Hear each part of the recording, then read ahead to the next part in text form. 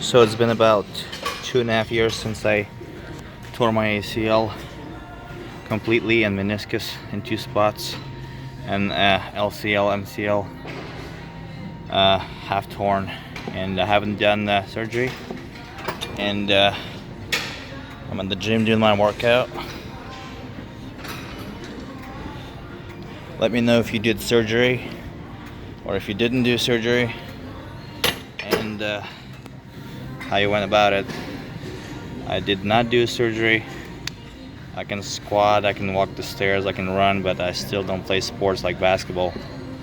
And it's clicking when I put it on the side or something. But at least I can walk and squat and sit down and do basic stuff, but still kind of weak. Let me know what you did was your situation, and if you have any questions, you can comment below as well. See all my other videos as well, the whole playlist, ACL playlist. I have a lot of videos from the day that I tore it until now. Alright, subscribe to the channel.